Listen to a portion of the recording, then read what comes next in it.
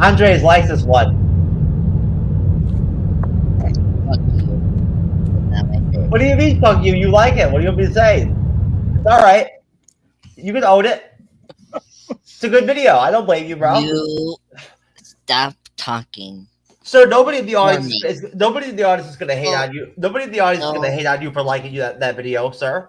Don't ever talk for me. No, sir. Whatever, sir. Whatever. I don't like how this is already starting, folks. MCU'S Bleeding Edge YouTube channel podcast in the house. What's good? Jeff S, aka TrueKnowledge, here to lead the discussion and moderate our live stream review of the Matrix Reloaded, Matrix Part 2. I'm here with our guest panel, my co-host Cyberneticshark. I'm just a pop culture guy, as usual, over here talking shit early. Running ahead. And we are supposed to be having Zachary from South Park Bros podcast coming out, and he's running a little bit late.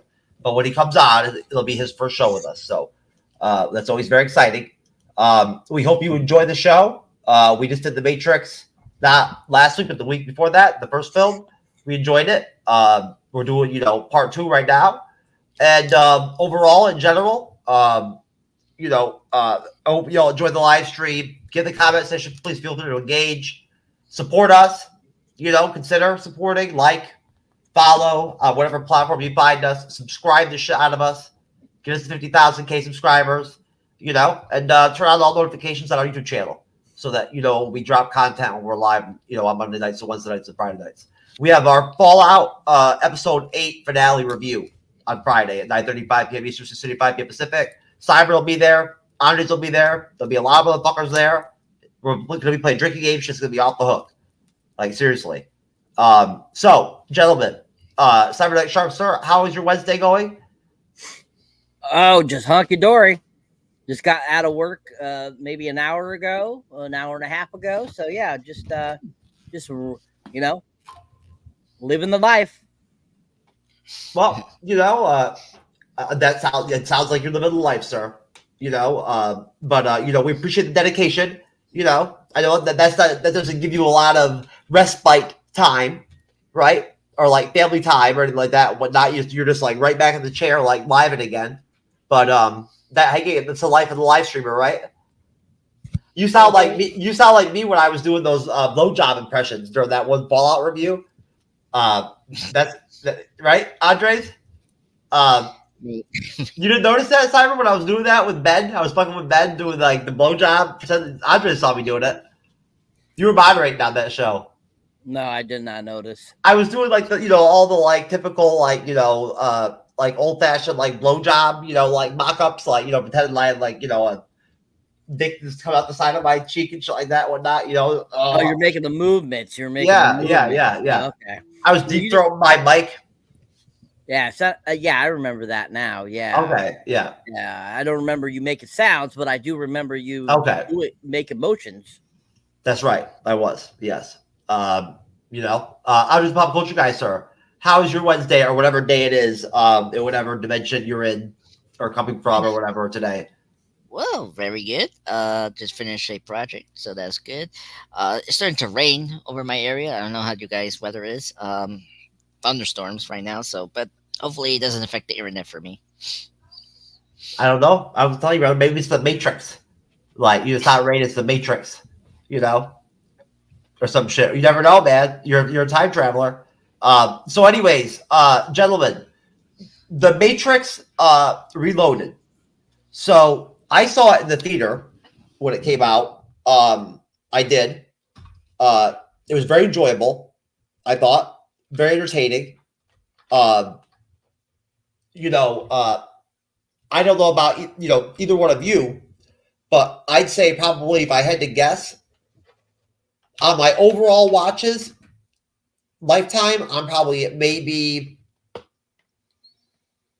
4 or 5 after today, right? And then my first one was that first year. What was it? 2002 or 21? 2003 when it dropped. That's when I saw it the first time. Cyber, 2000. Cyber, how about you? Thank you, sir. What's your watch count on it? And then when did you first see it? Let's see. Probably overall count that I've seen it, I don't know, probably at least 10 times over the last 21 years. I would say. I mean, because I remember I didn't see it until it was on DVD, Blu-ray, because it came out shortly before Revolutions dropped in November of that year. So I saw it on Blu-ray. I believe I rented it from Blockbuster and I watched it and absolutely loved it. And so yeah, I probably watched it like at least 3 or 4 times when I rented it. So yeah, so I mean, I've probably watched it more closer, more probably a dozen times. And yeah, my first time was I rented it and watched it from Blockbuster. Yep, May 15th, 2003. So I saw it in North Carolina with my ex-wife Amanda when she was pregnant with Isabella at that point. I'm just a pop culture guy. Same question.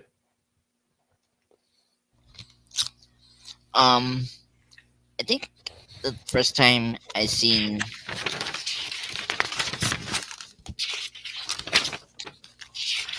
this movie, I think was in TV, just like the first movie. And yeah, I seen bits of this film. Actually, this is my first time seeing the full movie. I seen bits of this movie.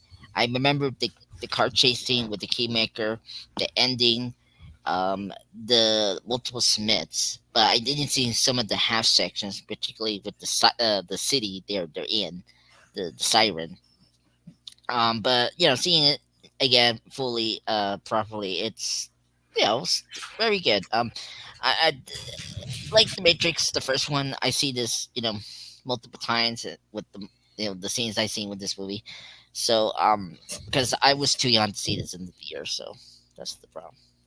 Oh, I see. That's right. Too young to go to the theater. I never let that stop me. I just went, baby. Nobody stops you. You just go in. Okay, so that's actually a good final setup question before we actually dive into the film. I have the trailer. I'm going to go ahead and prepare it here in a minute and whatnot before we launch into the actual breakdown and the intro of the movie. But going back to you, Andres, coming off of reviewing The Matrix, I guess it's already kind of established from discussing this already with other people in the chat and like you or other people I bumped into in life that this movie Matrix Part 2 is considered the other high quality film of the Matrix films. When there were only 3 of them, this was like the 2 of the 3 that were really of quality, but still it was a step down from the first film, right? That's always been kind of like the tagline on it. So where are you at with that as far as comparing it with the first Matrix film? And are you with us, Zach? Zach, can you hear me, brother? Are you blackface? Oh, we can see you.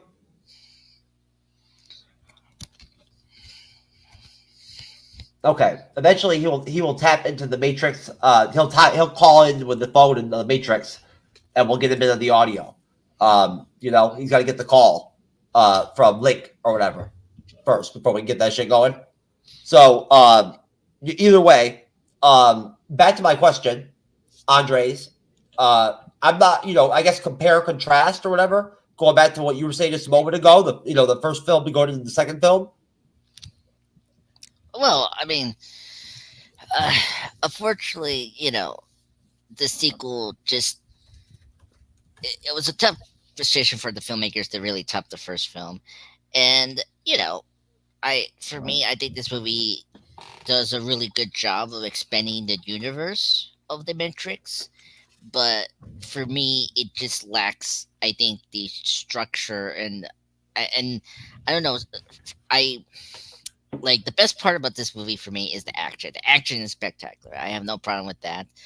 It's just the character development on certain characters I just don't care about, which we'll get into in the review. But I had to agree with a lot of people. It's very inferior than the first one, but I still enjoy it. I mean, it's way better than the third part. When we get to the third part, I have major issues with the third part, but I think the second one it's much better, or the third film, but it's not as good as the first one. I didn't say anything about the fucking third film. I said the first Matrix film and goddamn Matrix Reloaded, motherfucker. All right, you're gonna come in saying "fuck you" to me to start the show off and shit, and whatnot, and all that. I'm gonna call you out on your bullshit right now. I never once fucking said Matrix 3, bitch, motherfucker. Well, if you want, not once. That unless Angela Bassett said it. Angela Bassett. Well, I'm done. Oh, okay, that's fine. You know, good for you. Either way. I'm sorry, sir. I had to let loose on you a little bit there because, you know, you came at me hard to start the show. Zachary, sir, are you with us? Can you read me? We can't hear you, sir. Are you talking? We can't hear your audio. Okay, you can hear. We can't hear you guys. You though. So you might have to play with your settings, like your input settings or whatever, whatnot, because we can't hear your audio.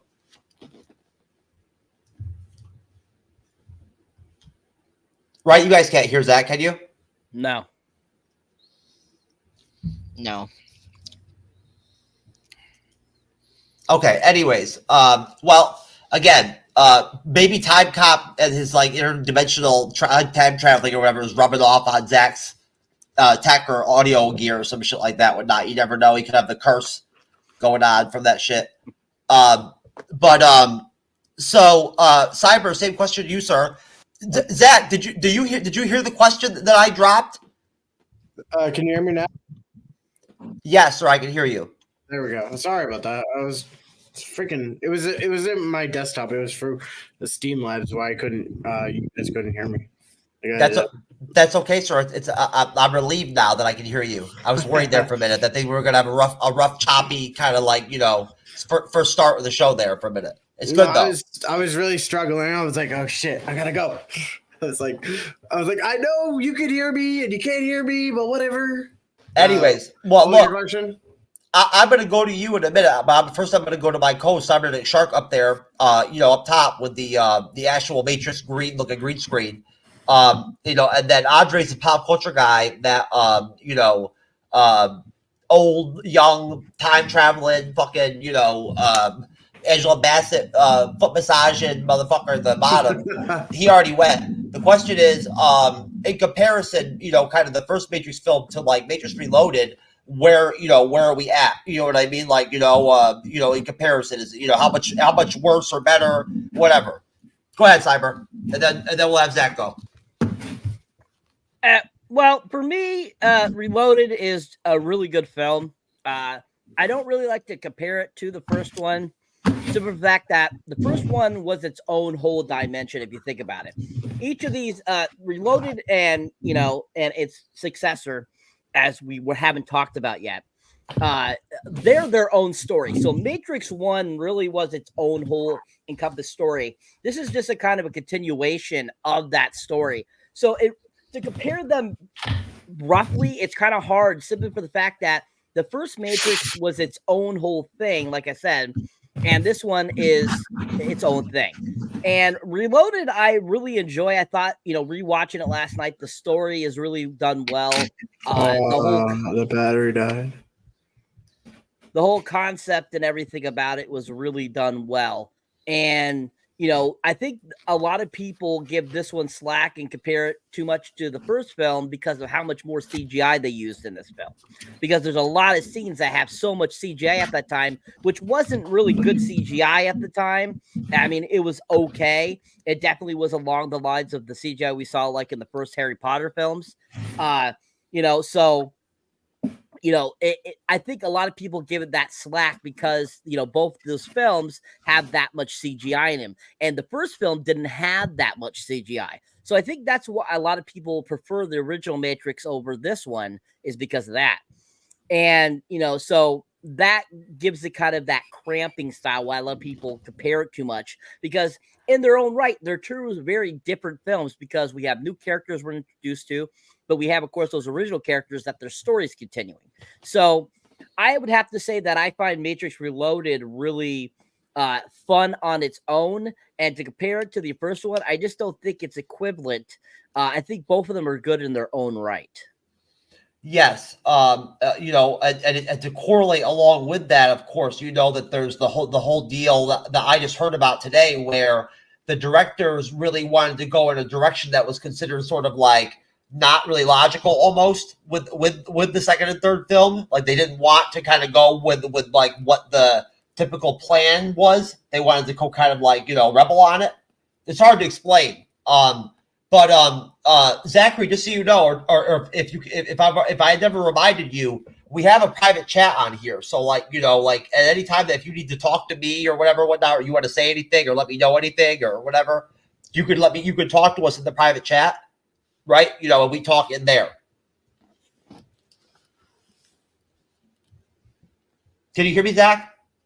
I can hear you. I was just fixing the audio quality because you were telling me that it was a little loud every time I moved. So I think I fixed the problem. Thank you. So you that you answered my question. You already know the private chat's there. Good deal. Yeah. All right. Okay. Back over to you on that same question. The first Matrix film, you know, in comparison to the second film, you know, Matrix Reloaded. I think the first Matrix film can never be topped. Keanu Reeves is an amazing actor, and I can't wait to see what he does in further films. Actually, the thing I'm looking forward to seeing him in is the Sonic film, but we're not talking about Sonic right now. But in the Matrix films, he's just amazing at what he does, and every character he plays is just brilliant, and all the action sequences he's in, like, he's very great with stunts, as we could tell in every movie he puts his like 100% effort in. And whatever you like, if you're playing a part with Keanu, he'll make sure that you get recognized for that part. Like if you're like a stunt guy, he'll like make sure you get recognition. That's what he did in John Wick 4. But just like the whole aspect of the Matrix and the how like Neo is entering the like the source and the architects and like all the like choices that they made in this film just made it a really good film. It made segue to a good third film, but as the guy stated, the third film didn't hold up as great as it was supposed to. But right now we're talking about the second one, so I feel like they did an amazing job making a second Matrix as good as the first one. We're gonna pretend that the third one never existed during this review. It never happened. That was never even a part of the actual reality. It never happened. So we are completely dead set focused on Matrix Part 2. That is, as Cyber said, it's in its own place. You know what I'm saying? Like, you know, like I still think it's connected to the first Matrix film. It was the Matrix trilogy.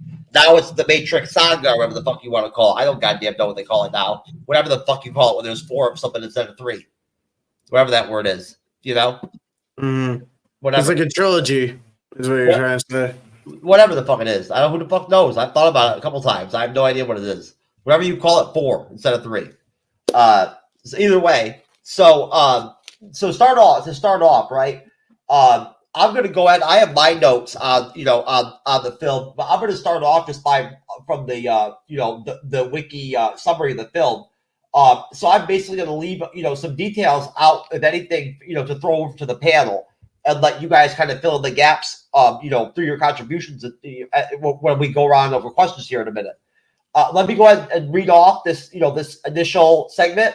I'll play the trailer, and then we'll go ahead and do our first question. So, as it reads here on Wikipedia, the plot starts with 6 months after the events of the Matrix. Neo and Trinity are now romantically involved. Morpheus receives a message from Captain Naomi of the Logos, calling an emergency meeting of all ships of Zion. An army of Sentinels is tunneling towards Zion. and will reach it within 72 hours. Commander Locke orders all ships to return to Zion to prepare, but Morpheus asks one ship to remain to contact the Oracle. Within the Matrix, the lone ship's crew is encountered by the former Agent Smith, who copies himself over the body of a crew member Bane and uses the phone line to leave the Matrix. Now, I hate to be out of order. I should have started with this first, but of course, the film is again directed by the Wachowskis, wherever they are now, and produced by Joel Silver. It stars Keanu Reeves, Lawrence Fishburne, Carrie-Anne Moss, who was smoking hot during the Matrix, during all the Matrix films, still hot, but really hot back then, to me anyway. Hugo Weaving, Jada Pinkett Smith was an addition, Gloria Foster, cinematography Bill Pope, music by Don Davis, produced by Warner Brothers, May 7th, 2003 release date, 138 minutes long, budget 127 to 150 million, worldwide box office 741.8. Pretty fucking good. Nice spread. In terms of the cast, Monica Bellucci plays Farrah Simone, the wife of the Merivian or whatever that Lambert Wilson plays. The architect is played by Helmet Bacatitas. Link is played by Harold Perrineau from HBO's Oz. Of course, Gloria Foster is the Oracle. Randall Duck Kim is the keymaker. And Nathaniel Leese is Captain Mafoon. Neil and Adrian Raymond play the weirdo, fucking bizarro, power twins.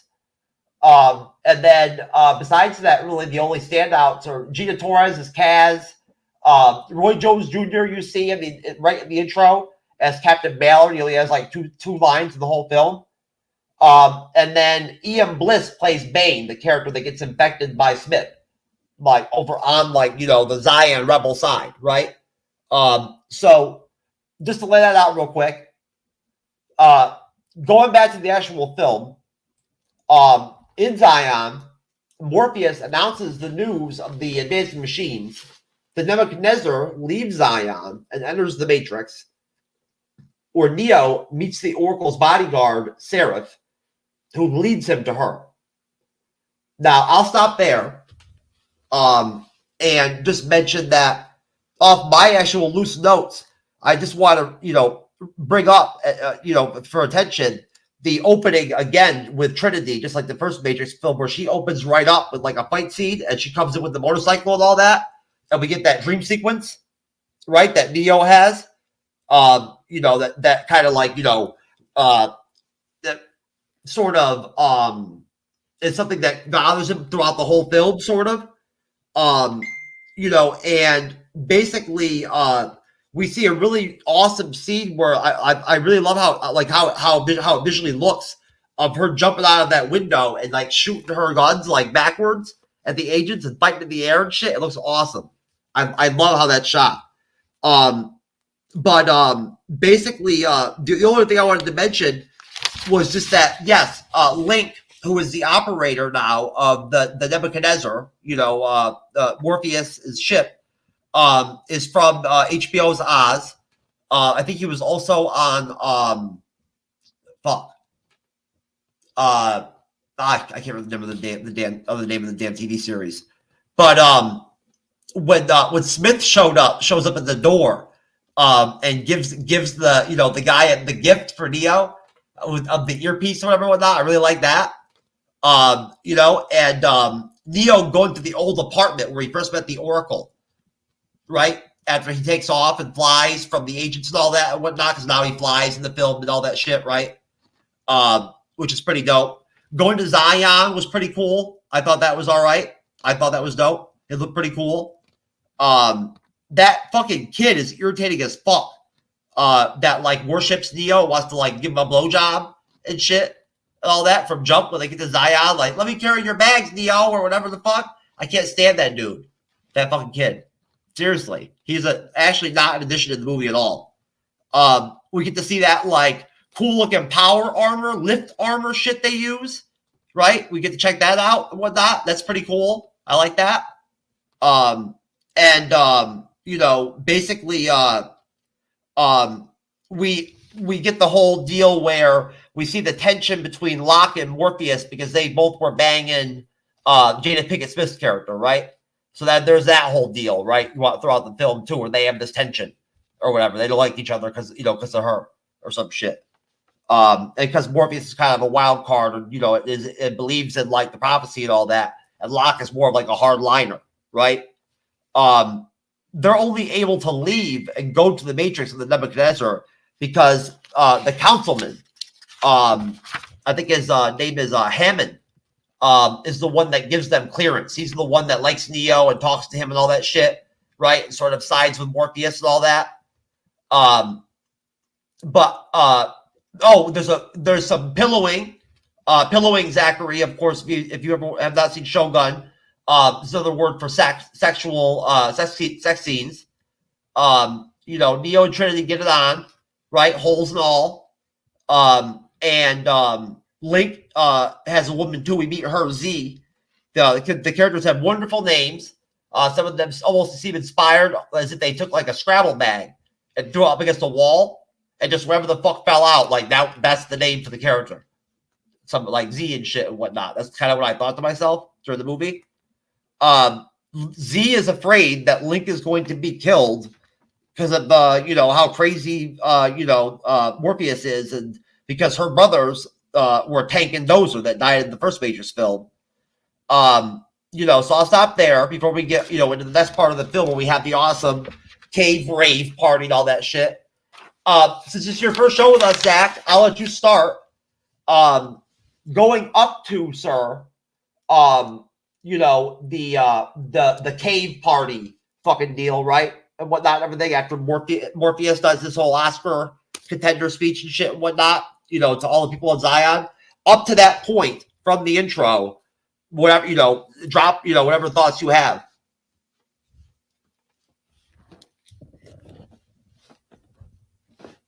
Well, I will say is that kid was very fucking annoying. I mean, like you said, he was just probably just trying to get on Neo's good side.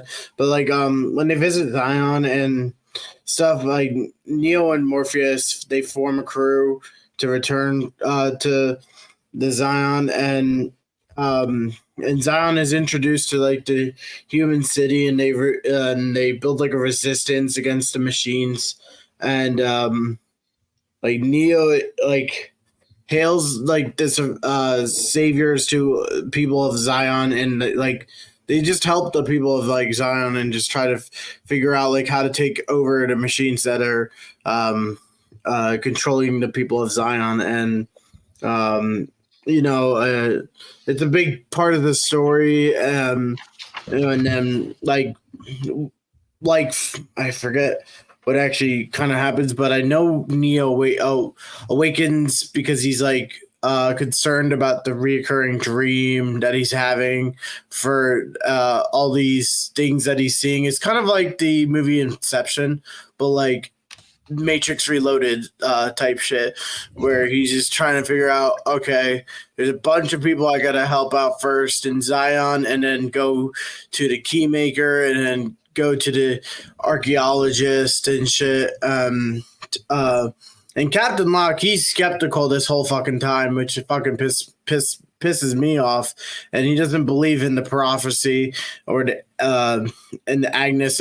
He always thinks that the offenses that what they do is like offensive actions, which means like they're not doing it in the right mindset, and they're probably just gonna fuck up things later in life and probably make things worse for the Matrix and just fuck up things. Like in the first film, he had to choose which pill to take, and it all started from that. Wow, that was impressive. I'm gonna give you 67,000 points on that one, brother, because that was fucking all over the place contribution. That we love that shit here. Like that was great. Like you were all over the spectrum. You even managed to finish it off with ending up with going to the fucking red and blue pill for the Matrix and shit and whatnot, right? Cyber, that's pretty dope, right? Like seriously, I was impressed. I always pop like I always like I pop from one thing to another thing, and I always try to like try to like sum up my point with something. Did you study the Andres the Pop Culture Guy 60-minute man fucking guidebook or some shit? Possibly? No? Oh, not okay. really. All right. Well, I'll go to you next, Cyber, just because tonight, this Wednesday evening, folks, on 5/29/24, I Like You More than Andres the Pop Culture Guy channel presents. So, same to you, sir. As we say in Coming to America, fuck you too. Mm-hmm. Oh, Cyber, you know what? No, go ahead, sir. You go ahead and go ahead and drop to play the trailer. Yeah. You go ahead, and then Andres will go, and I'll play the trailer. Go ahead. Okay. All right. So, so the beginning of this film is pretty solid. We get that interesting kind of premonition or dream that Neo's having about Trinity, fighting that agent and getting shot, which is very similar, like you said, to the first film. We have that same type of deal. And, we go to current times in present day, in the real world, as they like to call it. And, they make their way back to Zion.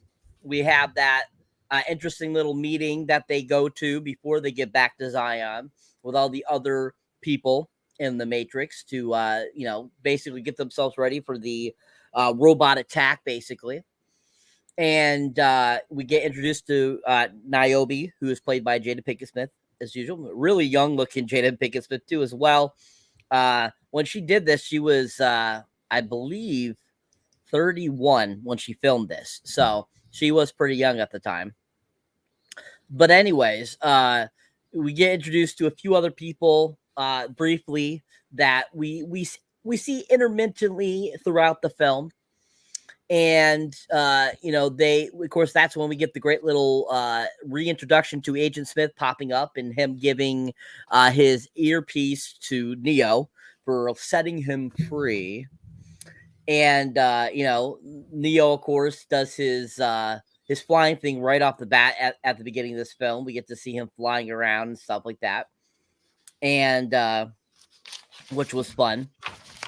And, basically they end up going back to Zion, and we have, very sexual intense moments between Trinity and Neo, them trying to get back to the lair to fuck, basically. And of course we have that young kid that comes along and butts in, and who everyone finds annoying for some reason, which I didn't find him annoying. He kind of made me think of Mouse from the first film. He's just he's just that little kid or little guy around that like likes to tag along. So I didn't find him annoying. I found him actually kind of funny, especially right at the beginning. Him coming right out of the bat, and you could definitely tell that Link himself. You can see that that's what Neo and Trinity are trying to do, is get some alone time. And, even Link noticed this. We have that little great scene there where Morpheus and Link have that brief discussion, where, Morpheus says, "I need you to trust me." And I think that was a really great telling, of, how Morpheus definitely has his own path that he's trying to follow, and others aren't allowing him and trying to mess with that path that he's trying to follow.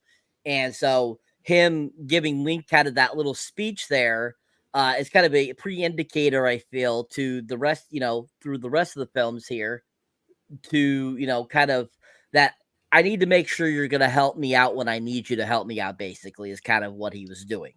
And, Link, says, "Yes, of course, I trust you. And of course I do, So you can definitely tell that he was trying to make sure that Link was the right person to be this other person on the crew.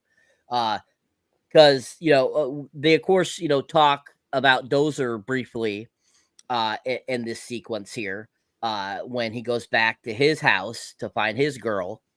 And, his girl, of course, happens to be Dozer's sister. And, of course, Tank's sister, which I don't recall them mentioning Tank in this particular sequence, like what happened to him.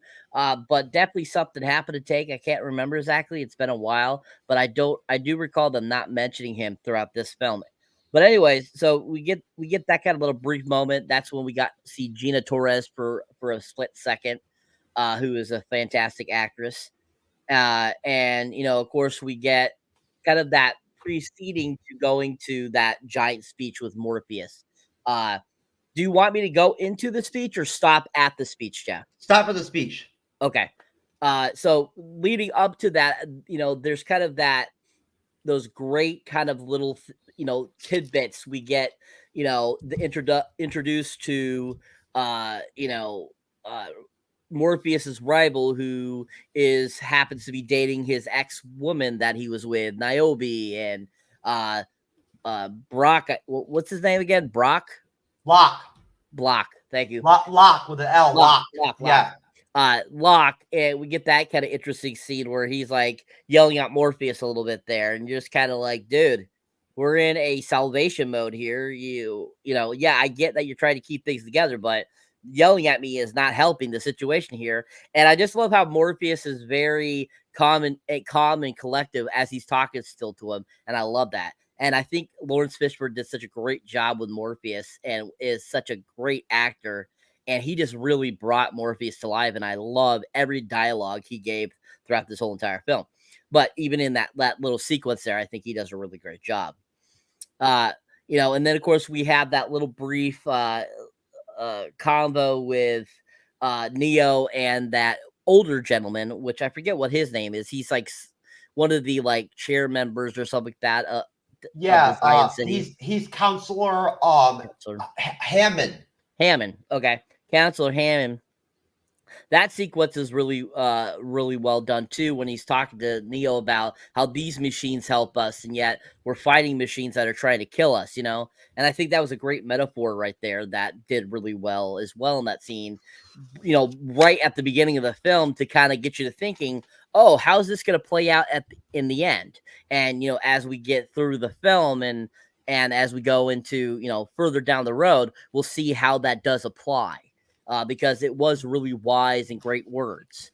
But yeah, leading up to that, to Morpheus's fantastic speech, really great start to the film, really fun. And I like the introduction to everyone that they introduced. Most definitely. I like introducing this new Olympic event that's being added to the Olympics, for new guests like Zach to be able to take in, you can't, nobody can say that we don't ever cover the news or what's going on, the Olympics or whatever. Here we are, folks, we're contributing and, pitching in.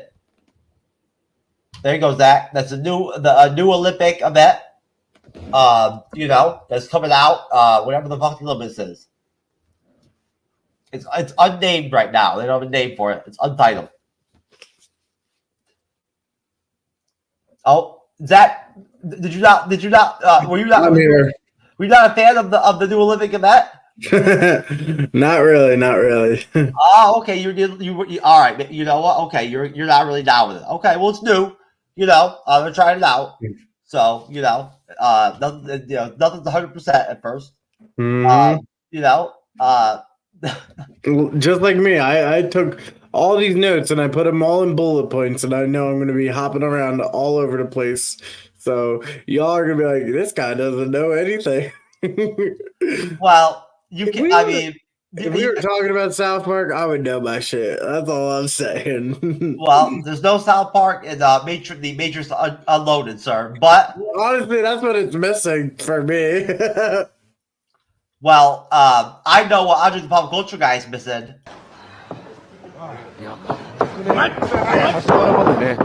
膝生地を回すこと以外にほぼデータがなかったんですが、ただもんじゃないですね。結構ね、ルイズ・プリモ選手の情報って意外と少ないですよね。少ないんですよ。SNS でね、このピザ生地を回しながら戦う姿の動画がですね、めちゃくちゃバズったんですが、そのバズった以上の情報が入ってこないんですよね。今度はピザ。Cyber, how did he manage to trick that dude with the dough like that and get him to catch it, and then so he can kick him in the face like the magic of pizza dough, sir? The magic of pizza. The guy was thinking he was going to make him a pizza, so that's how he tricked him. That was a good setup for that kick, bro. I'm telling you, he fucked him up after that. So I'm telling you know, every time I see that pass in the dough, I'm like, yo, bro, good move. Anyways, yes, folks, I am gonna play the Matrix trailer. I promise.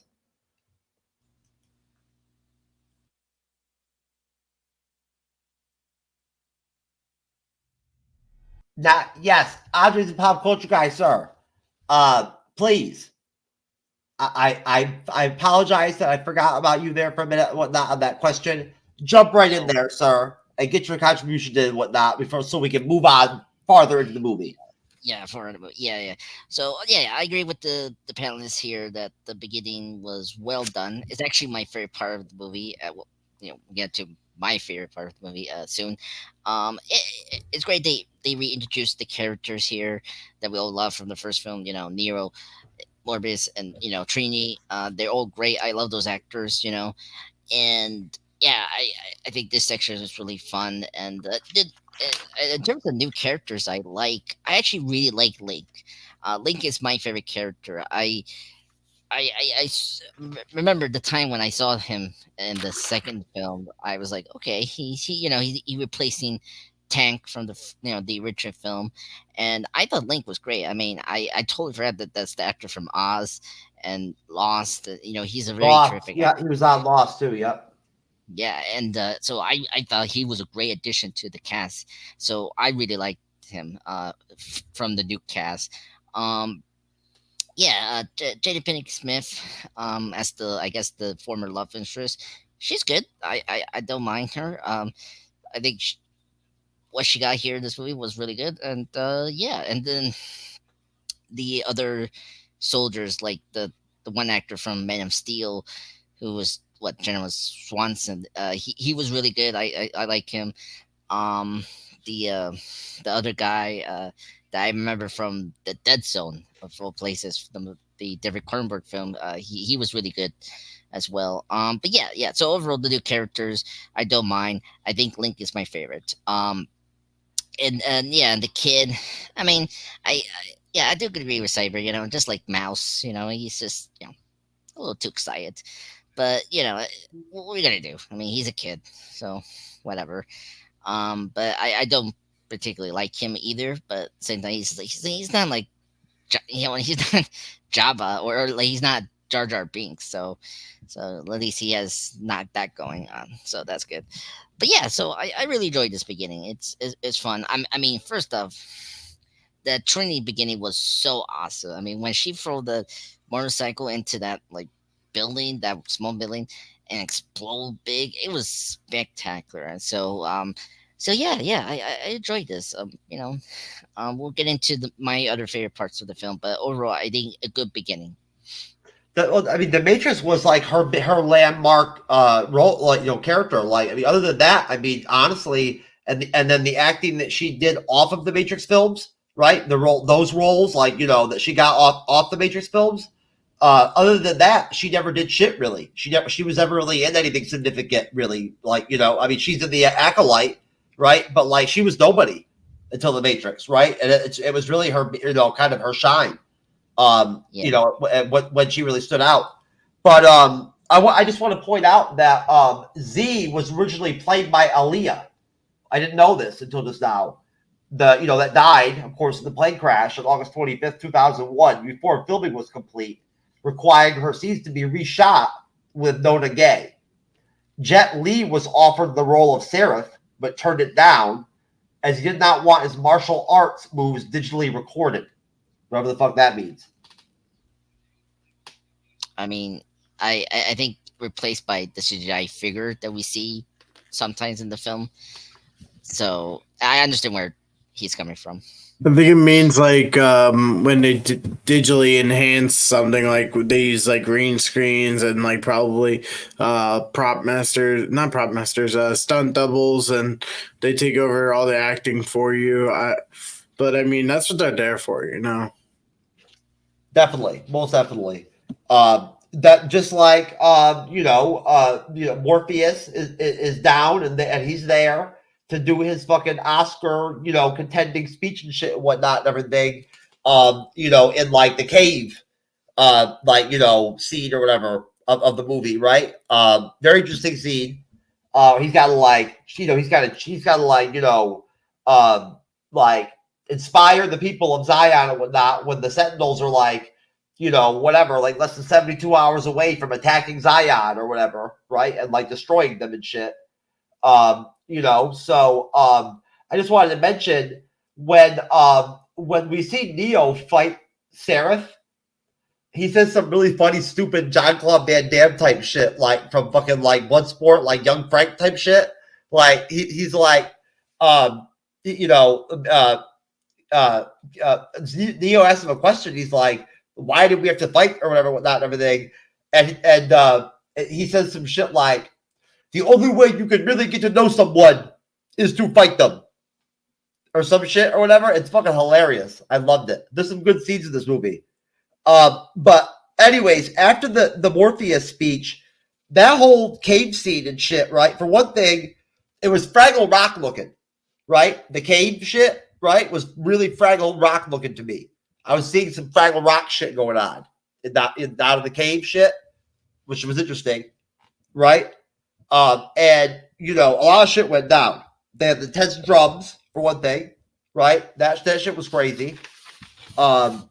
It was like a rave, right? And Neo is like, everyone's here. So Trinity says, "Follow me," and then they go and bang on some rock. Or whatever. No, they find some men, right? And so now we're like the full-blown rave part of the fucking cave party or whatever, ceremony or whatever the fuck it is. The Neo Trinity sex scene gets to like Skinemax level, like sex scene, right? Almost, like Skinemax level. At that point, at the cave party, people are like legit humping and shit while they're dancing and shit like that and whatnot. If you notice, it's fucking crazy. It's like Caligula or some shit is going on. Shit's savage, right? The one dude sweating and shit. He like sweats all over.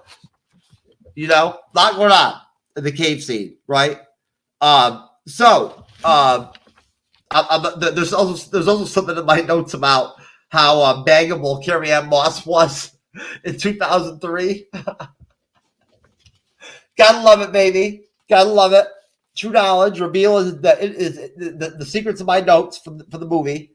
Going back to the actual wiki summary of the film. Essentially, where we left off was after seeing the Oracle, and the Oracle revealing that Neo is a part of the Matrix, and instructed Neo to reach its source with the help of the Keymaker, right? A very pivotal character in the movie. The Oracle departs, and Smith appears, telling Neo that after being defeated by him, he became a rogue program, right? Which it gave him purpose or whatever. He demonstrates his ability to clone himself over other inhabitants of the Matrix, including the new upgraded agents. He tries to take over and infect Neo's body, but fails. It won't work. And then they have a massive fight or battle scene between Neo and many copies of the Smiths, right? And Neo defends himself, but is forced to retreat.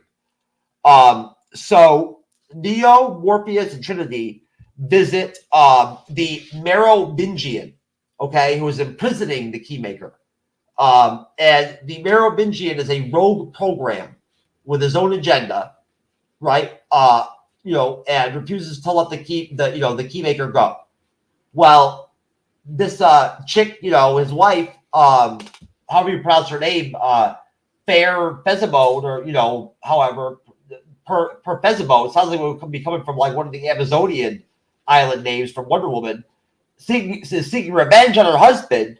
So in another really classic writing, really profound scene in the movie, seeking revenge on her husband for his infidelity, she leads the trio to the Keymaker, but she makes a deal with Neo or some shit where she's like, "You gotta kiss me like you kissed her," or whatever, to get the Keymaker or some shit or whatever. So we had all that going on, right? And so there's a big kiss scene, real deep, and basically right after she takes it to the Keymaker, Morpheus, Trinity, and the Keymaker end up having to flee because they're pursued by the Merovingians' men. Neo holds them off and kind of hangs out, stays back and fights like a whole gaggle of the henchmen. There's a pretty good solid fight scene. And then Morpheus and Trinity are mobile, trying to kind of move the Keymaster to like a spot where they can actually connect with Link to be able to or either get away or or get where they got to go with the keys, or get connected with Link to get the fuck out of there, right? And they're not capable of do that where they're at.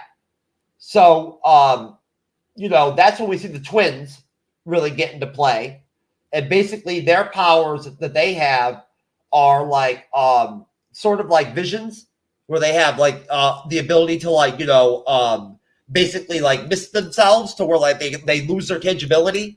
Right? And bullets just go right through them and whatnot. They can go through walls. They go into Spectre mode, like a ghost almost, where they can transfer through matter and shit like that and whatnot, vape in and out of solid solidity. That's their power, basically. And they have invulnerability too, right? Because they get shot and blown up and shit, whatnot, everything, and they survive. So it doesn't seem like they're killed easily. I thought they were really good villains, really good characters. But so going back to where we're at in the film, we're still having the separation where Neo is fighting the henchmen of the Merovingians or whatever, and we've got Trinity and Neo and Morpheus have separated with the Keymaker. There's a long chase and Trinity escapes. Morpheus defeats the twins. And Neo saves Morpheus and the Keymaker from Agent Johnson. And I have the clip of this. I have the video clip. Great chase scene. Literally, obviously you guys have a chance to talk about it.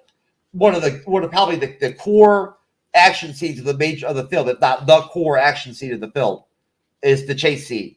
Where when basically Neo finishes up with those henchmen, he finds out that where he's at geographically is way the fuck out there.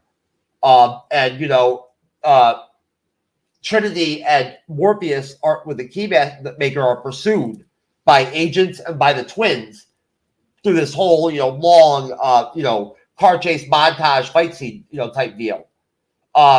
So at that point, the crews of the Nebuchadnezzar, Vigilant, and Logos help the Keymaker and Neo reach the source. And basically, they come up with a plan that the Logos crew has to destroy this power plant, and the Vigilant crew must disable a backup power station to bypass the security system, which will allow Neo to enter the source. Haunted by the vision of Trinity's death, he does ask Trinity to remain out of the Matrix, out of the Nebuchadnezzar, which she agrees to. So I'll stop there before the mission actually starts, right? We'll stop there. Before I go over to you, Under this Pop Culture Guy first, let me play some more Matrix. Oh man, that got me really jacked up, dude. I'm telling you. I'm all stoked and whatnot off that. That was a really good scene. Anyways, so Andres, I believe I said I would go to you first, sir. You remember the part of the film that I stopped at, and that was basically right before they actually launched the mission, right? That's supposed to lead to ultimately Neo being able to get to the source, right? So up to that point, sir. Okay. So this is my favorite section of the part. I mean, we were just talking briefly here about the 5-car RV. Still awesome. The action scenes here are really amazing. As you guys saw, the chase sequence in the highway is still fantastic. I still love it. Still today. I mean, those twins that reminded me of ghosts. Facing through the Abaddon objects or whatnot. Very cool addition to the trilogy, and I thought they were very great foes for Morpheus and Trinity to fight.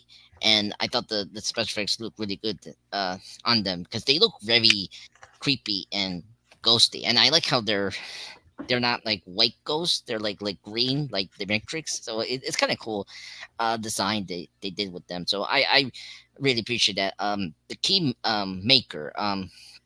If you guys haven't seen our review on John Wick, he's actually the doctor that helps John Wick from chapter 1 and chapter Yeah, 3. yeah, yeah, yeah. To fix the wounds.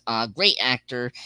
He's really great as the key maker. I think he really really delivers a really very how you say it, like subdued performance, but in such a good way. Like he's very calm, he's very intellectual, and the the making the keys is very unique. I really like his character, and I thought when the twins are there, he runs so quickly to get out of there, and it's really great. And the thing I like about this part of the sequence is the idea of like how the Matrix is this like virtual system or whatever you want to call it. I like how we're opening doors to like locations, like that was a really cool concept that they brought Oh up. yeah, they added to the film, not the whole concept of adding in the keys and like Yeah, going yeah, through the back doors through the through those doors. Yep. yeah. And I remember that so firmly my multiple times watching this movie. I was like, that is such a cool idea. And I think that was the one new thing that I really like about the sequel that they brought up that was really successful, and I thought they did a good job of executing that right. And yeah, and we were talking about in the chat, and I'm sorry, not reading the chat, but like there was good points here, like seeing Trinity and Morpheus like together as a team, because we didn't like we see them together, but it's mostly like talking scenes. It's great to see them in action, and then seeing Lawrence Fishburne having a gun and then a sword, which is really cool Yeah. because it's very anime like, and so that was really neat. I guess the one nitpick is well, not nitpick, but the French guy they had to me so over top, very campy. I was very happy that the wife did betray him to because he apparently cheat on her in the system of the Matrix. That's funny. So yeah, he deserved that. I was shocked that he didn't get killed, but I mean whatever. But yeah, so overall love the sequence here, very fantastic, top notch action. They do not like, I think the action for me, just my opinion, I think the action here was much better than the first film. I think this sequel's action is much better than the first film, and I just really enjoy it. No, that really really well done, Andre. It's a good contribution. There's a really good scene, really good dialogue. In that action scene where one of the agents says to the keymaker or something like, "Now you're just going to be deleted," or some shit like that, or whatever. It's fucking hilarious. Cyberneticshark, sir.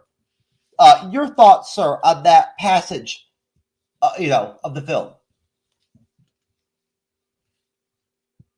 So we're going from Morpheus speech to where? To the plan. The actual activation of the plan. Activation of the plan. The plan to, where all the two crews, all three crews from the ships are going to, coalesce, to be able to back Neo so he can get to the source. Okay.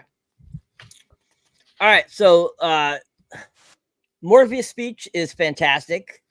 Really, really fantastic. Love it. I think it's very powerful. Once again, proving Lawrence Fishburne being an amazing actor.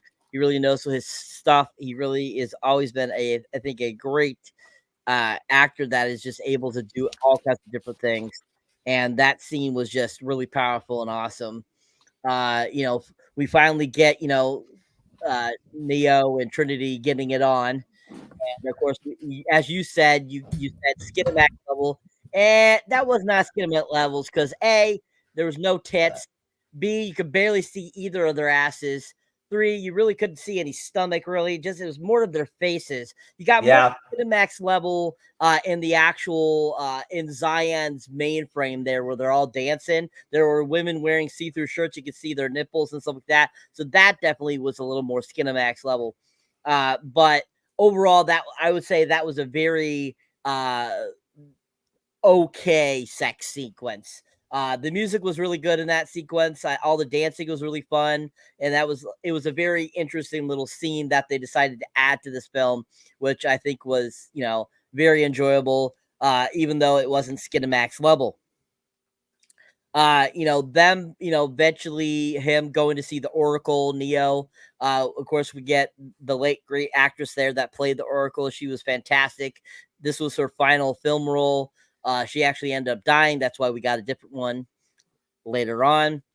And she did a really great job. I liked how we finally figured out that she was a program, a part of the Matrix and all that kind of stuff. It's like the one gentleman who was like the kind of the gatekeeper for her that Neo has to fight to make sure, as you had mentioned earlier, I find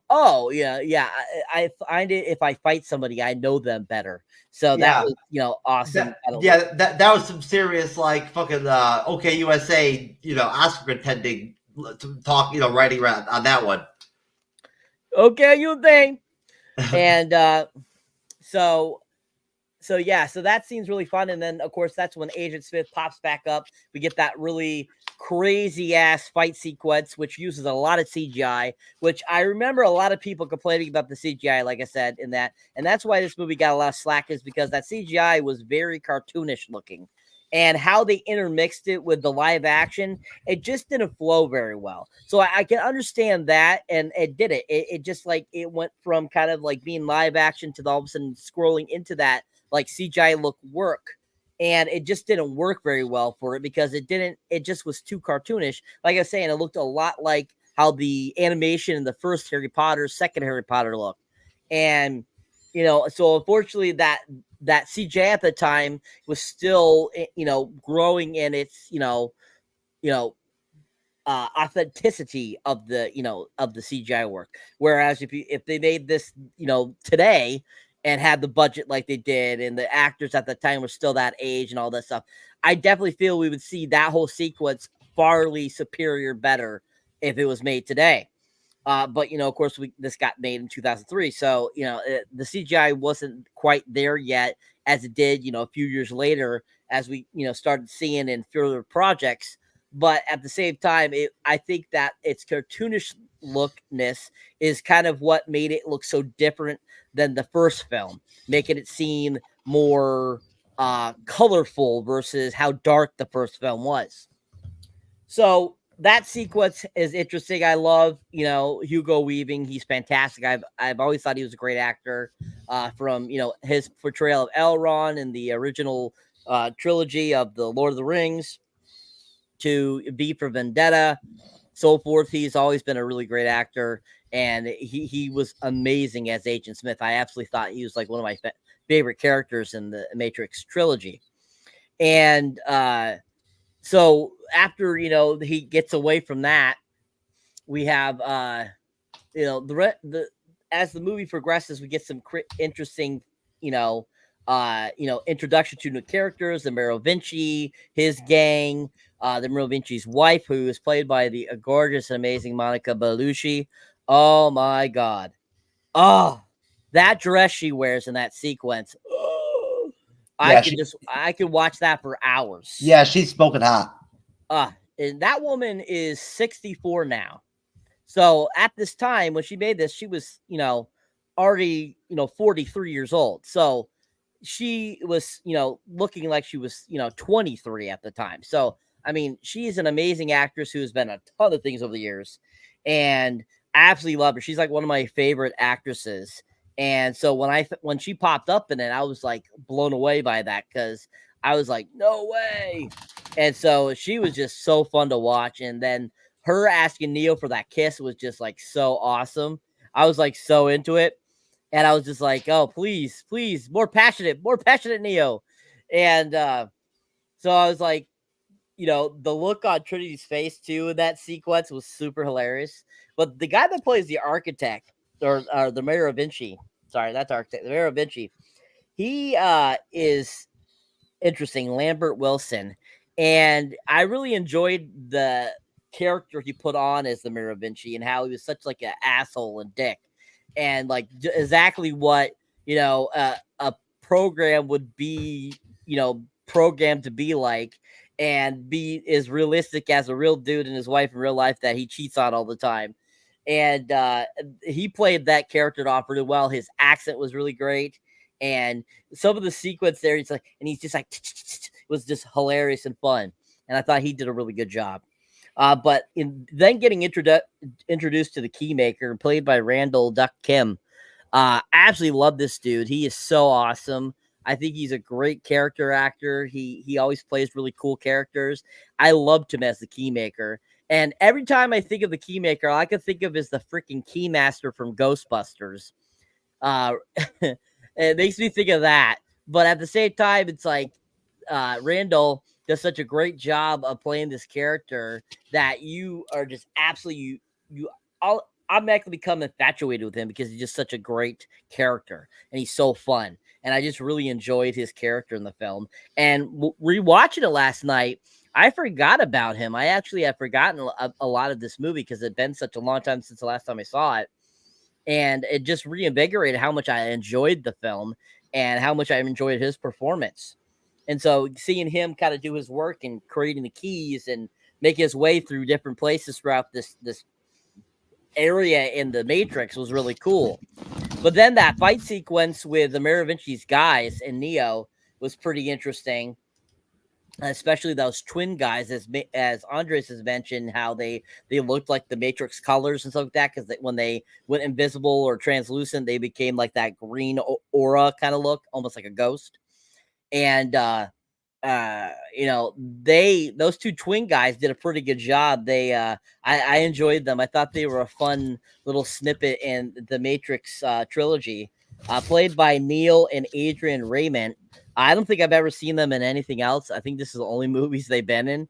But they did a good job. I liked them as those characters. They actually kind of looked a lot like Luke Goss, who was in several films in the early 2000s. He was in a couple of the Death Race sequels. He was in The Man with Samuel L. Jackson and Eugene Levy. He played the main bad guy in Hellboy 2.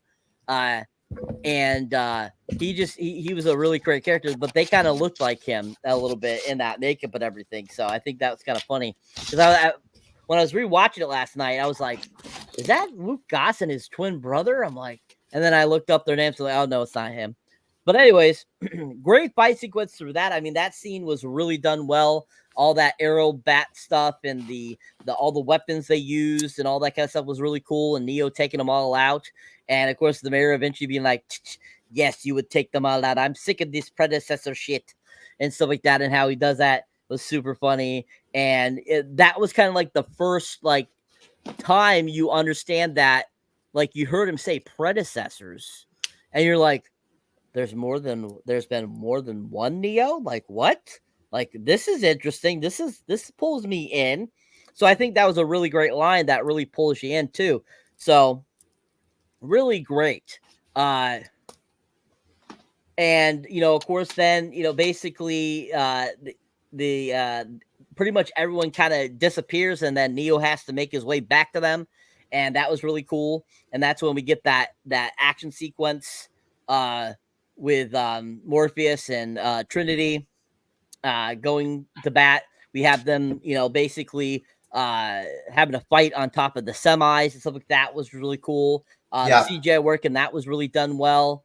And the fight work there was really done well. I thought the choreography was done really well. Oh yeah, good point. The fight choreography really shines during that.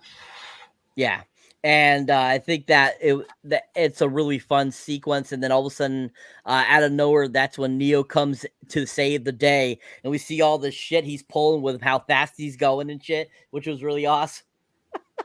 And that he ends up saving Morpheus and the Keymaker and pulls him out. And once again, another CGI sequence with CGI Neo, CGI Morpheus, CGI Keymaster, and just the CGI there was just kind of, when it turned into that, it was kind of very cartoonish, but not horrible, not bad, but still very cartoonish. But that all leading to them coming up with a plan of what to do to basically try to stop the machines from reaching Zion. Them all teaming up together and stuff like that, I thought was a really great sequence. Lots of great characters introduced, really well done. Something I wanted to bring up that I thought was kind of a cool little tidbit. Did anybody know that the character of Z, who is Link's girlfriend in the film, was originally played by Aaliyah? Yeah, singer. Cyber, I already read all that. No, you fucking didn't. Yes, I did. I already read it. What about Jet Li? I already said it. No, you fucking didn't. Do you listen to Yes, me when yes, he did. He literally said that the actress that played her in the original film died Andres, in a plane crash. Andres, You do you think Cyber doesn't even listen to some of my monologues sometimes? I think he does. No, I don't. Don't. Nope. I don't want to be a part of this. Leave me out of this. Yeah, Cyber. I already introduced all the actors. Anyways, I don't fucking care. I'm re-bringing it up because I think it's a fucking great point. So yeah, but what's the point of? But I'm the moderator, so it was my job to do all that, so I did it. No, yeah, but people can bring shit up too, sir. So don't give me that shit. It makes no sense to double it down. 2 hours sleep. Yeah, I can double down on the shit. I'm co-host, motherfucker. I don't do that to you. Yeah, you do.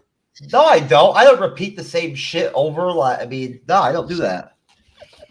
You guys are hilarious. But anyways, I thought that was a cool little tidbit that I didn't hear. Anyways, moving on. I'm done. I was kind of shocked she died. I didn't know they recast it. That was like a big surprise to me. Very sad that she died. So, very shocked about that. Who, Aaliyah? She died 2001, sir. Yeah, I was about to say, this happened yesterday. Yeah, no. Yeah, I mean, it's sad to hear, see, previous actors that passed away a long time ago, and it's like they cut short. I mean, she did. Yeah, well, no, she was great. I loved Aaliyah. Her music was great. But let's go over to Zach and get it on the Matrix conversation.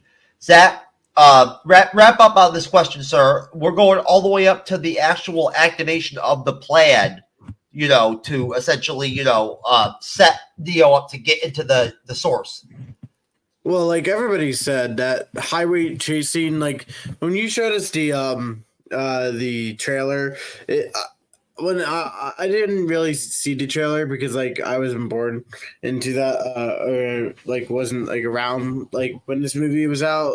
But like when I watched this movie for the first time, I was like, okay, wow. The way that this movie has aged is like really bad, and the trailer looks really bad. But like I gotta remember that this is way back in like 2000 when they didn't have all the money and the budgets that like Hollywood movies and TV shows have nowadays. Like they have enough money to blow up cars and to like make it look so realistic, even though it's not realistic at all. But like getting back to the point, there are some like brilliant actors and actresses in this film. Like you guys said, Link. I didn't know who that was, but like as I did more research into Harold Perrineau, I don't know how to say his last name, but he's in one of my favorite TV shows, and I didn't realize that because of how young he looked in the film. Like as you guys stated, if they all were the same age nowadays, like now, if the Matrix 2 came out now, oh my God, it would be box office. It would be Oscar season, it would win all these fucking awards for everything, like CGI, cinematography, and I hear they're adding a stunt category. So, like you guys were mentioning that fight scene in the car where he's just dodging all those bullets. Man, if they had that stunt category, they would have probably won for that category because the stunts in this film are fucking insane, and like how they pull it off is like. Again, insane. That's like what the word of the day is for me. But as you guys were saying, Agent Smith, he's basically was like there's a rogue program and now you can clone yourself, and Smith confronts Neo and showcasing his new ability and replicating himself, and he's just a fucking beast. And as we saw in the car scene where he was trying to stop the twins from taking the Keymaker, we saw that Neo duplicated himself to help the Keymaker escape from the twins, even though they can phase through objects like the freaking ghost. But the Keymaker, Neo and Morpheus and Trinity, they seek out the Marie Lambert. I'm just gonna call him Lambert because I can't pronounce any freaking name in this. Like Lambert Wilson.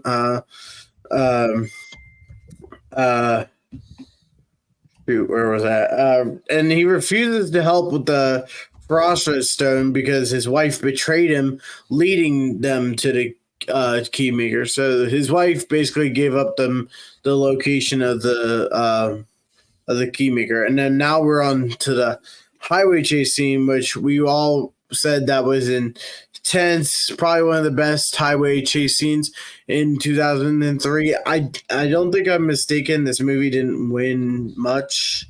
Did it win anything in like Oscar wise, Jeff? You know what? Honestly, I'll look it up real quickly with that everything. I'm glad you mentioned it. I mean, I don't know if anybody else in the panel, if Cyber might already know, or Andres maybe might already know about it. But I don't believe that the Matrix film, that the Matrix Reloaded film, was nominated for any Oscars or Academy Awards. But I'll look right now. Okay, because I'm always interested to see if like old films like that like got any recognition. Like I know Keanu did a fantastic. Oh, sorry. Go ahead. No, I'm sorry, Zach. Yeah, the first one got was nominated for Oscars. The sequels didn't. But the third one got a couple, but not very good awards. But we're not there yet. So, but that's all. I'm jumping ahead of myself like I always do. Anyways, then Morpheus battles the agents on the moving trucks when they get closer. We kept playing that scene that Jeff was showing us earlier. The scene would continue, and then Morpheus would show up and then get right where the twin is in the car shooting at the one guy. And Trinity and Keymaker, they escape on motorcycles and they pursue the twins and the henchman that sent the twins after after Neo and the Keymaker just so they can do what they want. And the chase scene ends with Morpheus and the Keymaker successfully evading capture. So everybody basically wins, except the twins in this case. But realistically, that highway chase scene was like the best. It like gives you that boost of adrenaline. It's like that bomb dropping in a Oppenheimer. It's like the climax of the film. Like there's more and there's more excitement coming, but then you know that there's gonna be there's gonna be some bullshit coming on to,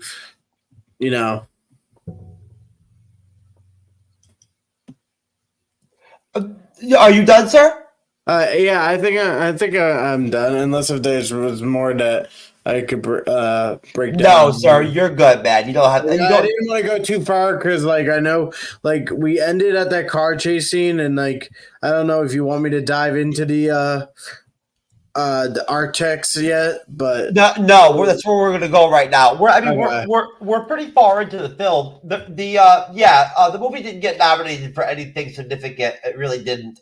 It got nominated for stuff like the Academy of Science Fiction, Fantasy, and Horror Films USA type awards or whatever. BET awards. Lawrence Fishburne won a BET award. There you go. No, we're pretty far down into the film in terms of where the film summary's at. We don't have that much farther to go. We're at the point where they're actually activating the plan to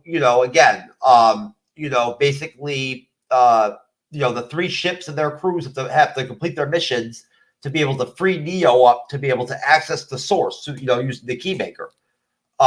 So basically, I laid out the plan. Well, the Logos, crew from their ship is successful with the first part of the plan, but the Vigilant is destroyed by Sentinels, that penetrate their ship while they're, in the Matrix. So they're killed and they're lost while they're, wrapping up their step of the plan. So Trinity's like, fuck all that, right? And like tells Link, like, send me in or whatever, coach, right? And replaces the Vigilant crew and completes their mission, like doing the hacking or whatever they had to do of the power grid. Agent Thompson corners her and they fight. So I like that. I like seeing her fight the agents.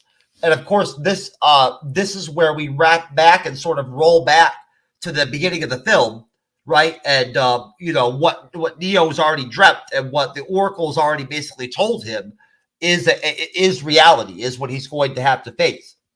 We're basically seeing it laid out right there. And so, again, Trinity at that point is taking out an agent, right? And at that point, basically, the Smiths show up right as Neo, Morpheus, and the Keymaker reach one of those corridors with the doors to reach the source. There's Smith. So we have another scene where there's like the Smiths ambushing, basically, or swallowing up Morpheus and Neo, and they're having to fight them off hand to hand while defending the Keymaker. They get away and like break away, through a door. But the Keymaker, I'm not sure if he gets shot or like takes a random bullet at some point or something like that, but he gets killed, right? Basically, and right before dying, he gives Morpheus a key to get back home, but he gives Neo the key to where he's got to go, the golden door or whatever, and then he dies, right? So we unfortunately lose the Keymaker, as excellent as a character as he was, but he has a good death. So basically, at that point, Neo takes his key, and we get the classic scene where he walks into the room, and sees all the TV screens and shit, and we're met with the architect, the creator of the Matrix, who explains that as the One, Neo is himself an intentional part of the design of the Matrix, which is now in its 6th iteration. Neo is meant to stop the Matrix's fatal system crash that naturally recurs due to humans' free will, leading to a certain number of humans gradually refusing to accept the simulation. As with the 5 previous ones, Neo has a choice: either reboot the Matrix from the source and pick a handful of survivors to repopulate the soon-to-be destroyed Zion, as his predecessors all did, or go to save the Imperial Trinity, causing the Matrix to crash and killing everyone in it. Neo chooses the latter, prompting a dismissive response from the architect. So Neo's vision of Trinity comes true as she's shot by Agent Thompson while falling, downwards off that building. Before she hits the ground, Neo arrives and catches her, and then he sort of like heals her or some shit, like with his powers, and removes the bullet from her chest and shit and restarts her heart. Another the one moment. So they return to the real world where they're attacked by Sentinels, and they lose the Condenser, right? It's destroyed. And so the crew has to escape, obviously on the surface, but they're still being pursued by the Sentinels. I believe it's a Sentinel bomb that takes out the ship. Neo realizes he is able to sense the machines in the real world, and he telepathically destroys them, but falls into a coma from the effort. So from there, I apologize. The crew are picked up by another ship, the Hammer. Its captain reveals that other ships defending Zion were wiped out, like a counterattack or mission that Locke put together, were wiped out by the machines after someone prematurely activated an EMP. That someone, of course, being, the only one survivor that was found, the Smith-possessed maid. So he sabotaged that mission, right? And that's how the movie basically ends. Is like, I believe, if I remember correctly, you guys can, tell me if I'm wrong. Don't they have like a medical bed where on one end you've got the comatose Neo, and then the other end you have Smith in the crew member, and then it goes to curtains, right? So, Yes. Again, I'll go to you first, Zach. It's your first show, brother. You get to lead off. Then I'll go to you, Cyber. I'll let you wrap it up, Andres. I know I gave you a big swath there, right? But take your time. We've got lots of it before we drop ratings and final thoughts. We plug out. Go ahead, Zach. Start us off.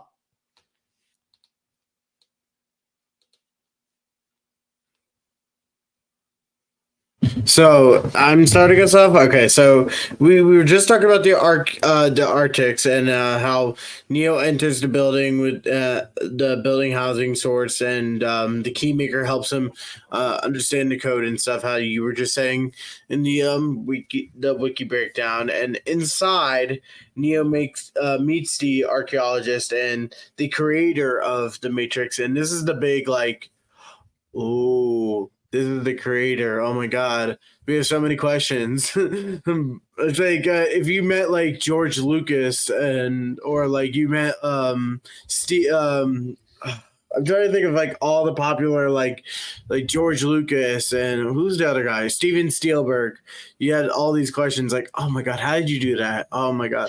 Why did you make him evil? Or why did you make Anakin kill all those fucking kids? Like, you had all these fucking questions for these fucking people, but you finally get to meet the person who created this Matrix and the person that made Neo who Neo is. And that's the guy who holds the red and blue pill. And the Arctics reveal that Neo is a part of this systematic anomaly that is periodically reset. And Neo learns that Zion has been destroyed multiple times, and he's choose either to recycle or cause humanity's extinction. And now we get to Neo's choice. Neo chooses to save Trinity, who's fallen to her death as in his dreams, and he rescues Trinity in the real world after she's critically injured. So ultimately, he goes with the Trinity option, whichever the one the Matrix provides. And in the revelation, the crew learns that the machines are digging towards Zion, and Neo discovers he has powers outside of the Matrix, which means he can overpower the creator of the Matrix, which is a big turning point to the third film or to the pre-existing another film that might come soon, wink wink wink, and to a group of like sentinels in the real world, and then Neo collapses and they are picking up another ship, but then we're left on a cliffhanger in the very second film where the final scene reveals that Bane, a crew member from another ship, has been possessed by Agent Smith, and the film ends on a cliffhanger, setting up events for the final installment of the Matrix 3. So there's a lot. Zach, I just read that, bro. Yeah, but I'm just saying, like, I'm just repeating like what like I heard, and like like. We like I don't know, but I'm just saying like no, you're good, man. You're good. If you have any thoughts at all with that and everything, around the stuff that went down, in that during all that, anything that stood out to you, we'd love to hear it. Well, I think I said like Agent Smith is a fucking asshole. He'll fuck up anything like you do, and like you've just read, and I just read again because I just like to repeat things like Cyber Shark. Me and Cyber Shark don't listen apparently. I'm calling us both out. That's actually something I was wondering myself. Was like, just to kind of give you something to work with. What did you think of the Smiths? Like that whole angle of having him be able to like duplicate and triplicate himself or whatever, whatnot, and then that having like the whole shtick throughout the film, where it was always them having to fight the Smiths, right? Like in Multitude. Honestly, it got like really confusing whenever they like multiplied and shit. That's in my opinion. Whenever like something like multiplies and they try to change up something, it's like, why are you doing this? Why are you making it confusing? Why I like but like I do think it was like a fair component to the film because it's all like in the Matrix and you're just like it's all cool and it's like you're not really supposed to be thinking about it. You're just kind of like, okay, you're living in the moment. That's what you're doing. You're living in this film and trying to figure out like why they're doing this and why they're setting up for like failure to Neo, and they want him to just not have a happy life with his with Trinity. And with that scene that we saw in the beginning where he has that passionate kiss with her and like when she just falls and she dies and like Neo tries everything to save her life, but the Smith just goes and fucks it all and just tries to like fuck up his life. He's just all over it and it just pisses me off. But Neo somehow figures it all out, Well, Zach, I saved the chick's life one time, similarly like that, whatnot. But I actually just like inserted my penis inside of her, right? Yeah. Like instead of reaching into like reactivating her heart, I inserted my penis and it restarted her heart and saved her life. That's in your opinion. I mean, Neo could have definitely done that, but it could have been just on a different browser that you could have been watching on. We kid here, sir. We kid. I know. I can figure that out very quickly. Another one for you, Zachary. What'd you think of the way that they pulled off the Sentinels and like the look of like the surface world and all that shit, whatnot, kind of like that we get to see and all that, like did you dig it or? Oh yeah, I loved every cinematography. All this, like the sets was beautiful. Like the backgrounds, like all the coding. Like there's got to be some kind of like trove of Reddit followers that like follow this film and definitely and say, oh, this is from like if you look in the background behind Neo, there's a secret like whatever. Oh, what's it called? Little Easter egg. That's what they're called. A little Easter egg and stuff. Like there are always people out there like finding Easter eggs to these films after they're like released too. Like people will find Easter eggs and then people will be like, oh yeah, I never realized that. Like you guys were saying about the actress that played the one lady got replaced. I wouldn't have never realized that until you guys said it, Me too. I didn't know until today. I had no fucking idea. And it's kind of like interesting to hear like that. That would have been major too for this film. If Aaliyah had survived and she had been in the movie, she was a really big name. That was when like she was really popping, right? It would have really done a lot for the movie, I think. I think it would have like probably even got it into the Oscars, like I was mentioning. No, don't go that. I'm not going that far. I'm just saying it would have brought a big name. It would just brought more like profit, is what you're saying. Yeah, like nowadays they just want to have like Chris Hemsworth or like, and like that person was like Chris Hemsworth or like who's the guy that played?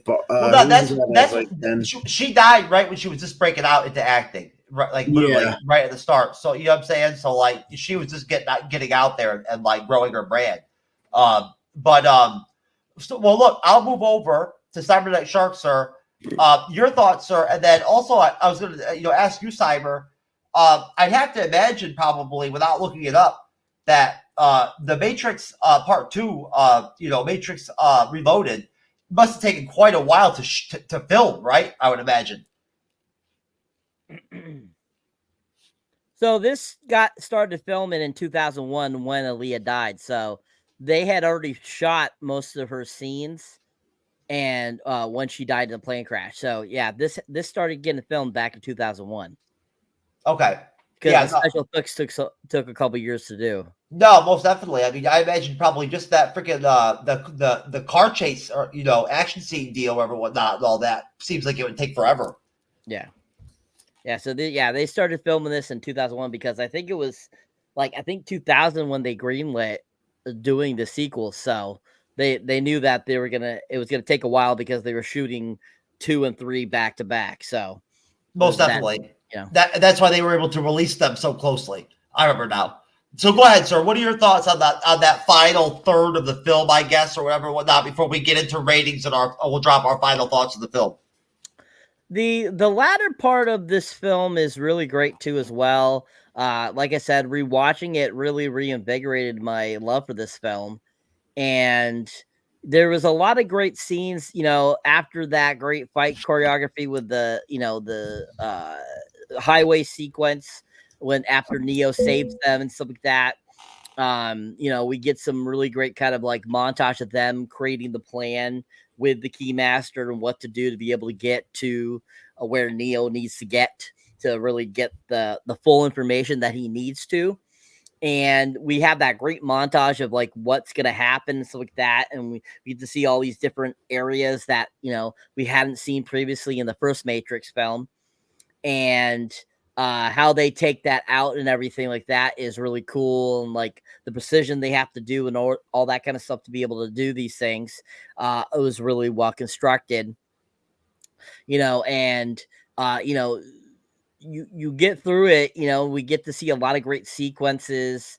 Like everyone kept mentioning the sequence where, Agent Smith pops up again and he tries to overtake Morpheus, and Neo's able to knock him off and long enough for Morpheus to escape, which was really cool. I really enjoyed that sequence. The killing of the Keymaster really sucked. I was upset by that because I totally forgot that happened. And I was like, such a great actor, and you kill him off. No. And once he officially gets to that door that he has to go through, all the crazy things he has to get through, and he gets in there, and this old dude that's called the Architect, and basically tells him, hey, this is the 6th time you're doing this. You're kind of like, huh?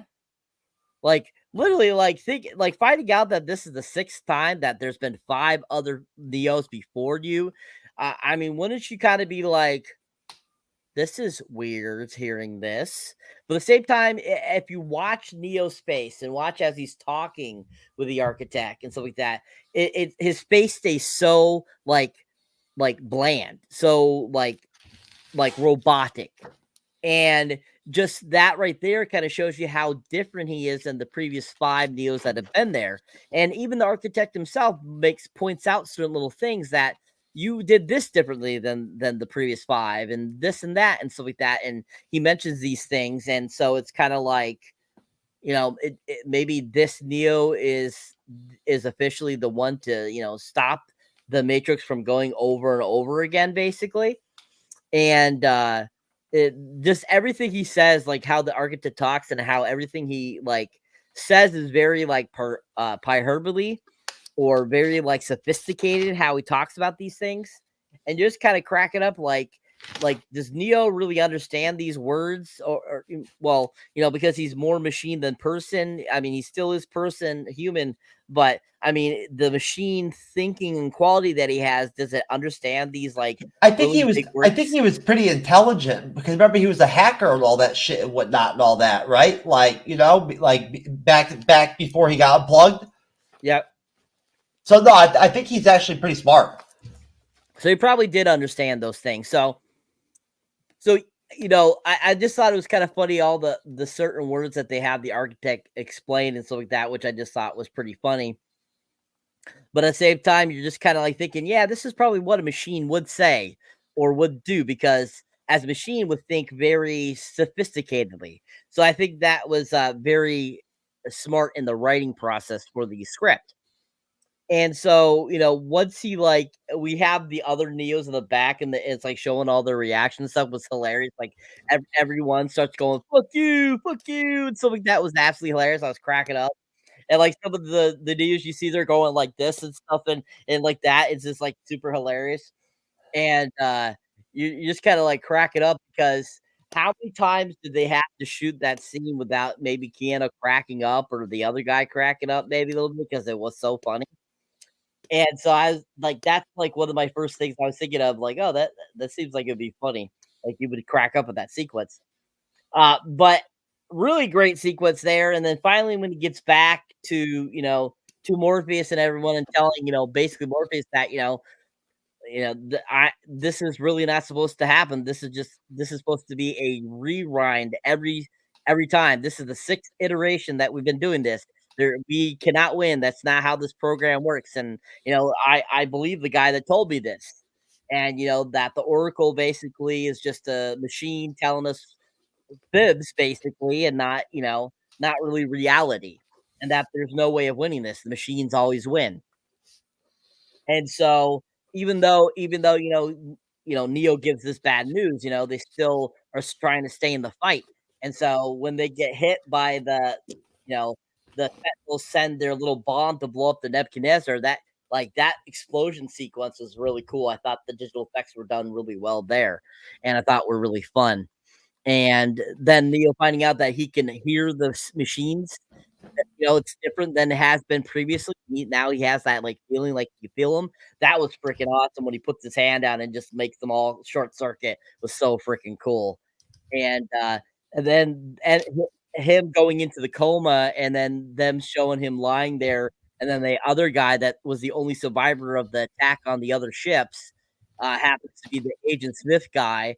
I'm like, oh, where's this gonna go? And you're just kind of like, oh crap, that's Agent Smith. You're like, no. And then just that how it ends is just like so like boom. And it says to be concluded. You're just like, what? Like, I remember watching this in 2003 and going, November can't get here fast enough. Come on. Because I think it was maybe September or August when it came out on Blu-ray, so that it was ready for when the third one came out in November. So I remember the aesthetic shit. So I was like, this can't get here fast enough. And so I was like, I'm so happy it's only 6 months away between the two films instead of 2 years. So yeah. I felt the same. I felt a similar way, Cyber. I definitely did. I didn't mean to cut you off, but I was in the same place. Yep. Yeah, no, I definitely the Matrix was big at that point, right? It was a big thing. So like, going to see it in the theater was like a big deal. You know what I mean? Like when Reloading came out, it was like, oh shit, we've got to go see Matrix Part 2, right? You know what I mean? Like it's the Matrix, right? So what do you think out of this pop culture guy? Did you fall asleep over there? We need to have the pizza dough guy come out and throw the fucking pizza at you or some shit so we can drop that kick on you? You're so funny. No. I mean, the pizza man's making me pie pizza, so that's good. A very good sausages / bacon pizza. Anyway, I like it when he spins it around his leg or whatever when he's on the ground and shit, whatnot. That's cool. Yeah, it's very cool. Anyway, so yeah, the third act. Let me say, very ambitious. I mean, very action packed. It's very well shot. I mean, the tease of Trinity getting killed, from the beginning was kind of obvious, and I was very intrigued what was going to happen to her if that was going to go through, which it didn't. I was like, oh, okay, because this movie, it kind of like, I guess we haven't talked about this lately. Like, it kind of shows that Neo is more human, like he's more like superhuman than man. So like the fact that this final act kind of confirms that he has more abilities than he realized, and even outside of the Matrix, that was really interesting. um I don't know how well it gets paid off, but we'll see. But I was very happy that Trinity survived, but it gets very annoying if you know what happens. But we're not there yet. Yeah, I agree with Cyber. I was so sad that the Keymaker died. Yeah, one of the Smiths. I was watching it. One of the Smiths had a gun, and they were shooting. And right at that moment when he closed the door, he got ricochet, and so he died like that. It was really sad. I was hoping he could continue on with the sequel, but yeah, who cares? Okay, he done his purpose, as he say, you know. But yeah, so what else? The Sentinels. I actually, I really appreciate we see more Sentinels. The CGI actually, everyone complains about the CGI, in this film. Makes sense. Some of it looks fake, but the Sentinels, in this film look so much better than the first film. I think they look more polished, and those grenades that they throw is, very cool, and I think they look very more polished and more detailed than the first film. For obvious reason, budget and all that. So it was good to see them. The mold, the like H. Smith affected from the beginning, is there trying to kill, Neo in the mid part of the film. He didn't do that, and then apparently he like tricked all the ships. So very intriguing thing, for the most part. I love Hugo Weaving, great character. I like Smith. I do, I like the idea that he's no longer the agent for the program, and I really appreciate we expand upon more of like there's other programs besides the agents. So that was really cool, and seeing Smith, being separate was really cool, and I didn't mind the multiple Smiths. I mean, like, what else he's gonna do? Like, he needs an army. So I thought he was well utilized in this film, as the main villain. I mean, he's the Darth Vader for the Matrix, and I mean, for good reasons. I mean, come on, it's Hugo Weaving. He's such a great villain. Um, yeah, and the architect, I I like the architect. I I think one of the problems is just, when you put so much information at me, I it gets a little overwhelming, and I did I I mean, I've seen this film multiple times. I've seen this scene multiple times. It took a while for me to realize that, oh, you know, Neo is actually the sixth, version of, these previous predecessors. As we kind of alluded to, there's been hints at this, like the French, the French guy in who's holding the keymaker and say that I survived from your other predecessor, and I was like, oh, okay. So they were hinting at that, because I always thought that they just like put this out of their pocket, like they just randomly throw this idea out. No, they were hinting at that, but I kind of feel like just having one person telling you all this, that, oh no, this is yet again just like the Matrix. There were like another simulation that Nero is going through, but he doesn't realize that. And it's a very interesting question, like how much free will that he has here. And yeah, and yeah, I do agree. Every time we see the other versions saying "fuck you" and putting the middle finger, it's very funny. It always kind of crack at me. I mean, a lot of like MTV stuff parodied that scene so much, which is always hilarious. Um, yeah, then I mean, when we get to the end, I was like, oh, okay, cool. He has powers. He stumped the Sentinels. I was like, whoa, that's crazy. And then, of course, the cliffhanger, where Neo is in the coma, and then the other, soldier that's, secretly Agent Smith was like, oh, okay, um, but overall, it's a good finale. I think it's one of the best good cliffhangers. Like, it's not that bad. It gives you what you want for the next chapter, and that's where we're at. So I really enjoyed the third act very much. I'm really glad, sir. That's good to know, Andres. I'll sleep better tonight knowing that you felt that way about the third act, sir. That was really on my mind. I was concerned about it, So I mean, now I'm relieved. Thank you, sir. Thank you very much. So hey, guess what? It's time to rate the movie. Woohoo! Very exciting. We get to do our rating. Let's do 1 to 10s, baby. Let's rate this bitch, right? I'll start off, okay? Then I'll go to you, Andres. Then I'll go to you, Cyber. Then you can go last, Zach, right? We'll rate this bitch. I'm going to rate, it's a tough one, but just, without putting a lot of thought into it, I'm going to rate Matrix Part 2 a solid 8. It's an 8. Andres. 8.5 out of 10. I agree with you. It's it doesn't come near close to the Matrix, but that's fine. They're really great scenes. I love great action scenes, great villains. I just don't think it balanced the action and the deep, sci-fi themes they're telling about us.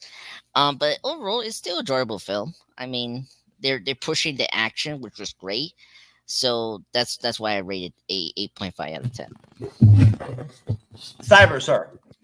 I give it a 10 because it entertained me. I love it, and Monica Bellucci is a 10 all the time. So she is a 10, most definitely. Yeah. She's definitely fine as hell. I'll tell you that right now.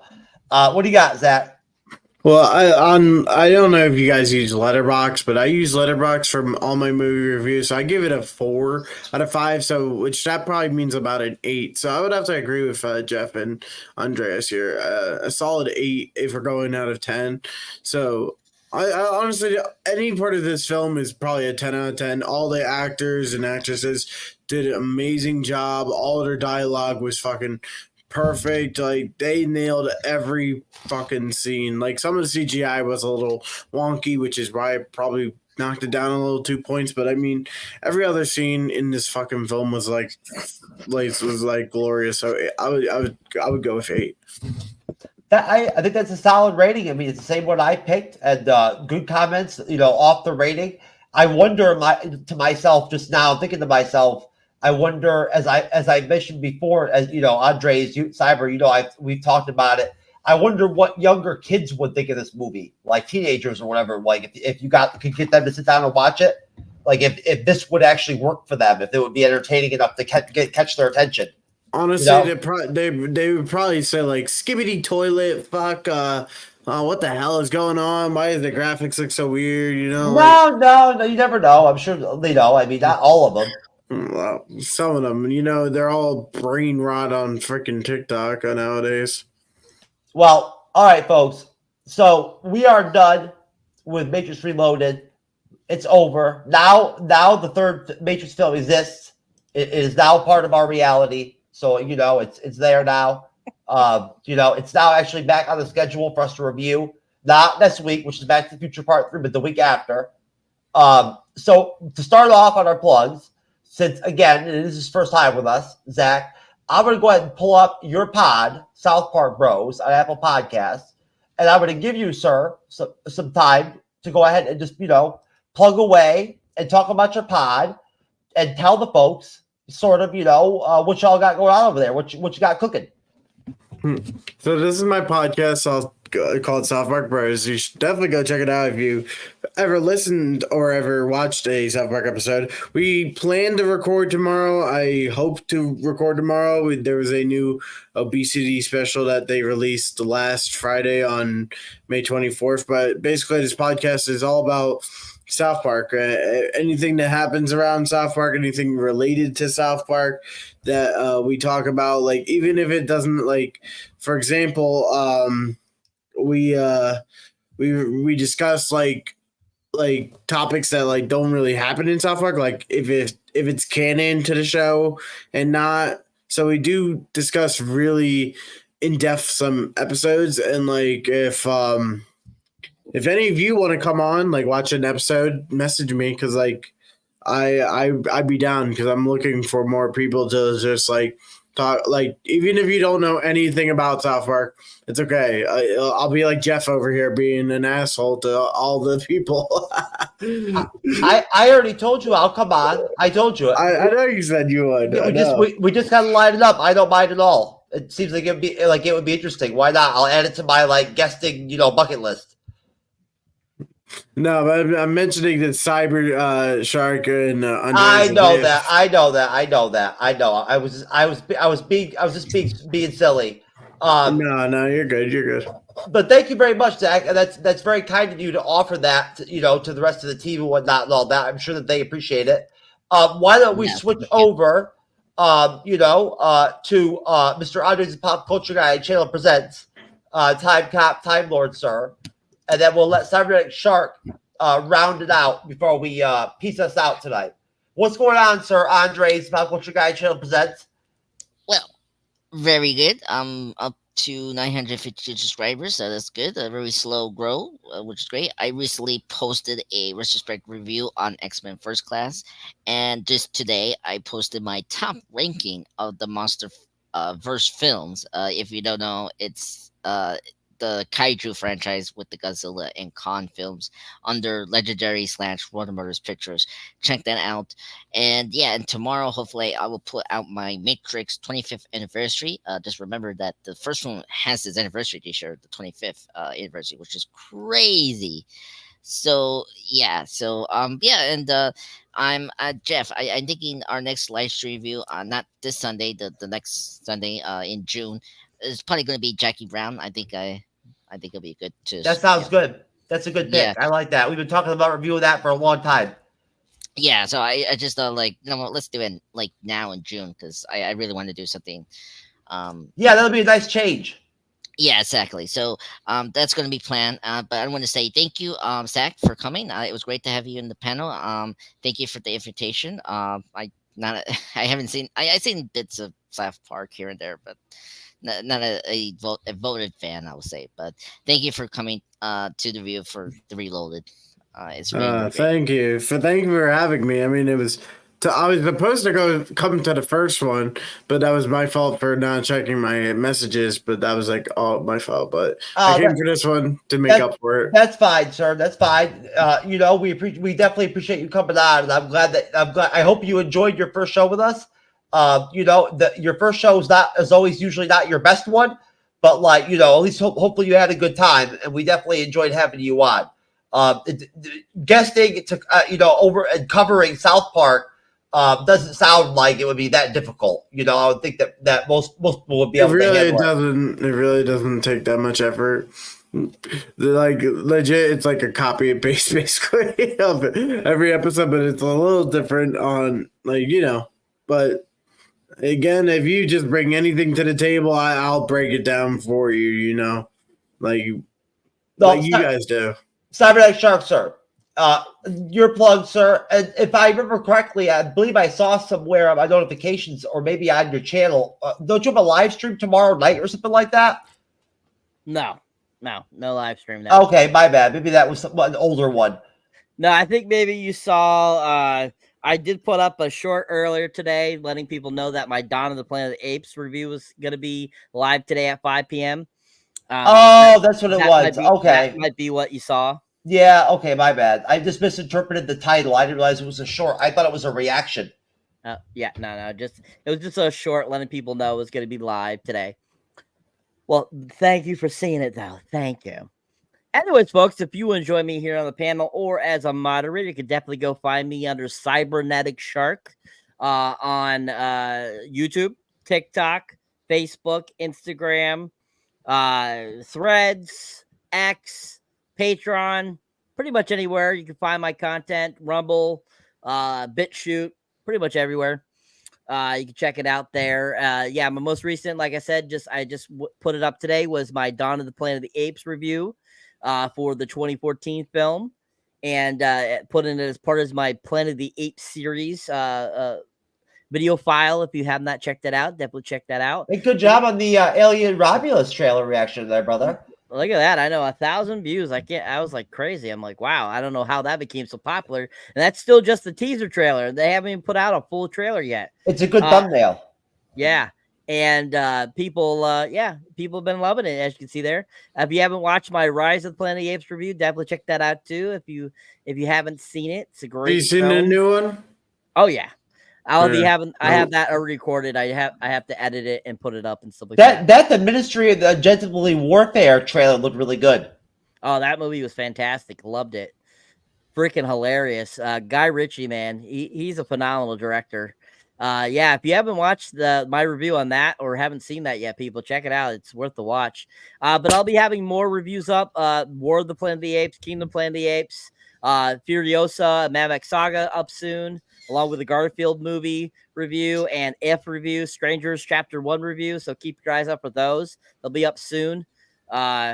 Just watched a few other films the other day. That Infested movie, it's supposed to be a big Amazing Spider film, and I just was not impressed with it. So Sting was a far superior film, I felt, for the year. So if you haven't seen that, check out my mini reviews of those two, see what you think. Furiosa, I can't wait for you guys to see my review of that. That was a really fantastic film. I thought it was fantastic too. I also watched it recently. Yeah, I can't wait to see it. Yeah, I mean, if you like Fury Road and you were looking for something different, I felt Furiosa definitely was a different Mad Max film.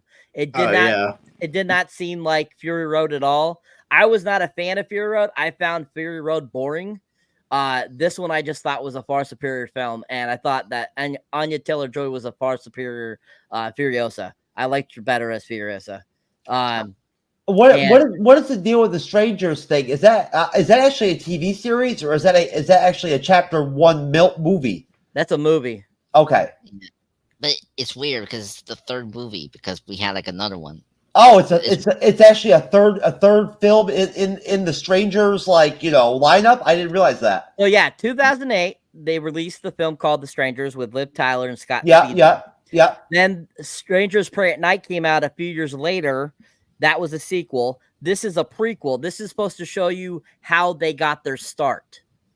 And Rennie Harlan, who directed Cliffhanger, Deep Blue Sea, Die Hard 2, Die Harder, he's directing all three of the films.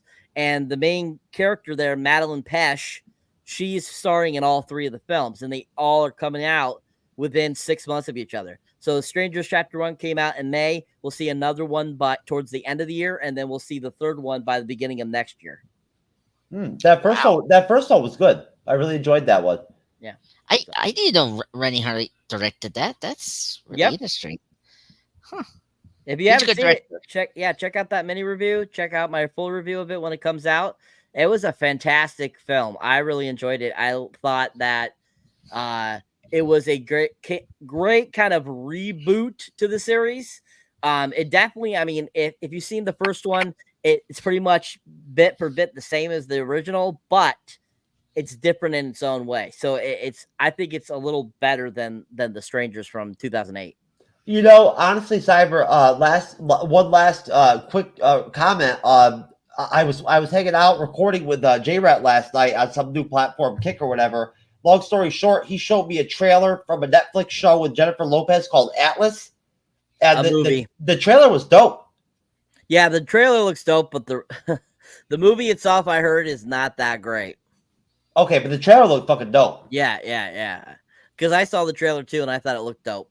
Yeah, I was like, damn, fuck J-Lo. Like with the power suit and all that shit, everything and whatnot. It was a cool deal. I like her with sci-fi, right? Yeah, because if you go onto Netflix, you can watch like a scene from it on just the preview channel.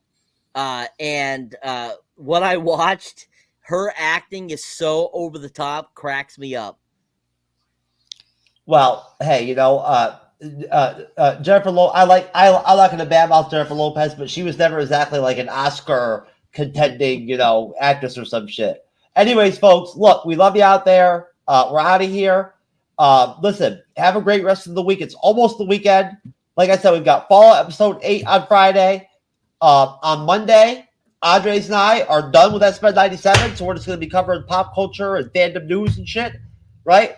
And then next Wednesday, we're actually doing our first episode of The Acolyte, which will be exciting. Can't wait. And Back to the Future 3 next Friday for movie review. So that's it.